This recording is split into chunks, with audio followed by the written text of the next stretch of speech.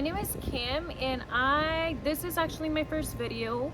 I have been into vlogging, into traveling for quite a while now. I'm gonna say maybe a year and a half, but I have been focusing a lot on Instagram, and I decided that it would be a lot more fun to just do videos and film as I am there and be able to have other people experience the culture, experience the people, the food, everything, the activities while I'm there and you're there with me, you know what I mean?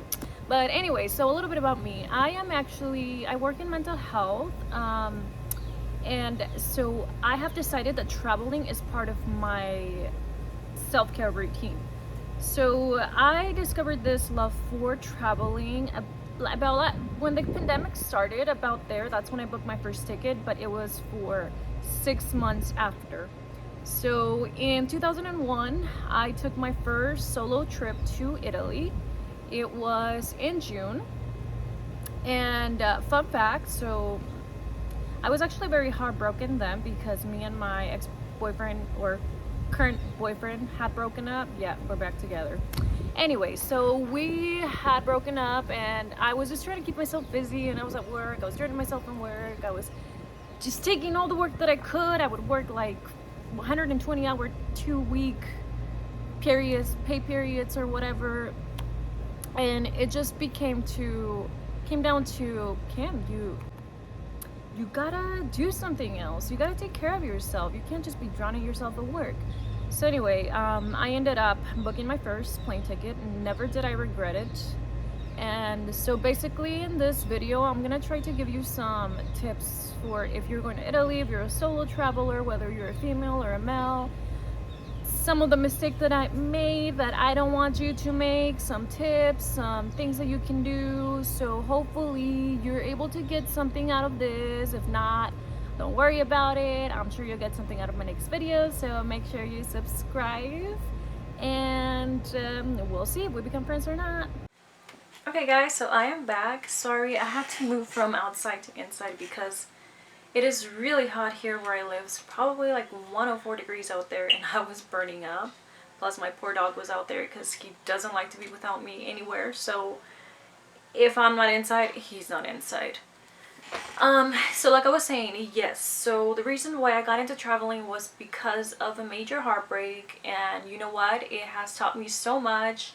I've grown, I'm a completely different person, and I'm still traveling by myself, and I completely enjoy it.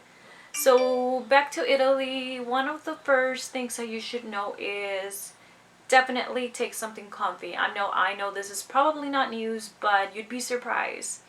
If you're going to be traveling around Italy, if you're going to Italy just to party and just to hang out and meet people, then, you know, I would still recommend something comfy, especially if you're in July. July it was hot as fudge out there. Literally, I was sweating anywhere that you can think of.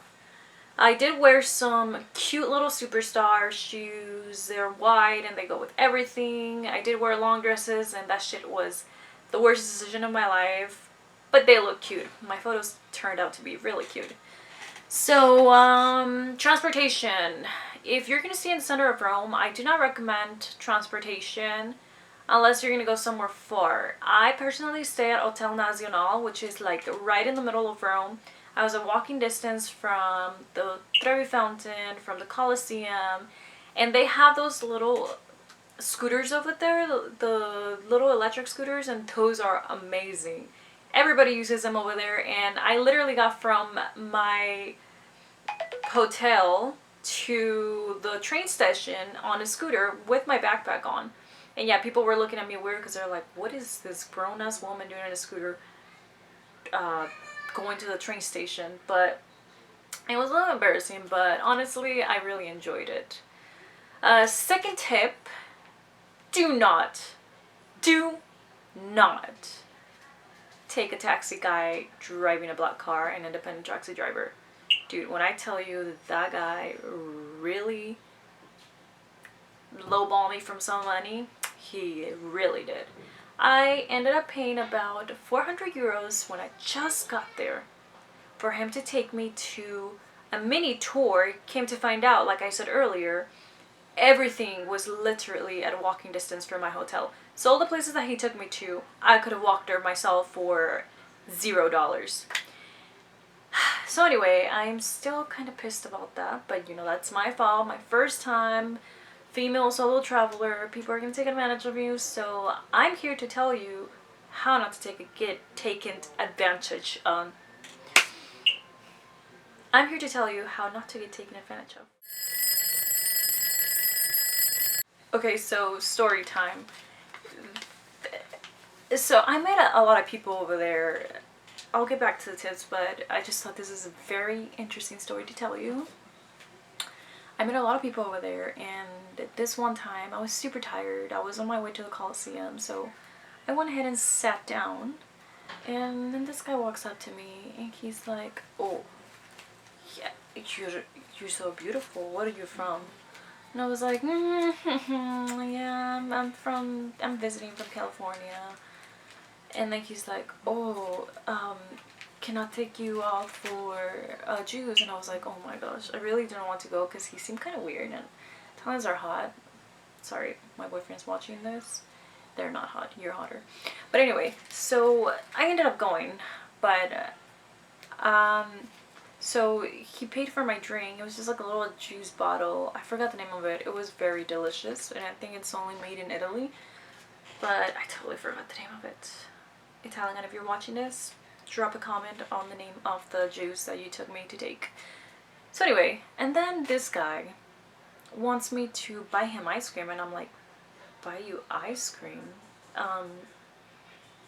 Anyway, I felt like I had to because he bought me a juice bottle, and he wanted to hang out after, and I was like, yeah, I'll message you because I have to, my brother's waiting in the hotel and I have to get back to him.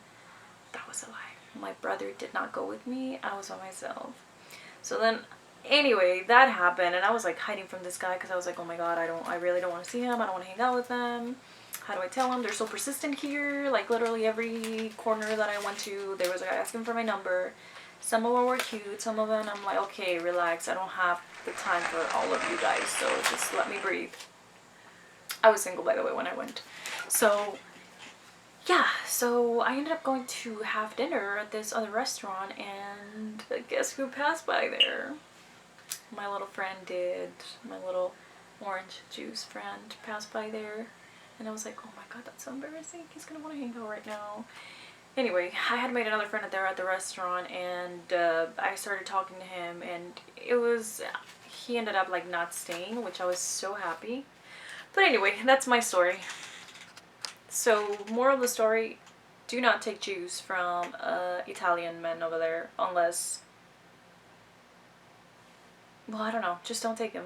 Take the risk or not take. By the way, guys, we are considered youth over there if you are under the age of 28, I believe. Look at sorting through all my tickets and my receipts because I'm kind of crazy like that, and I love to keep my receipts.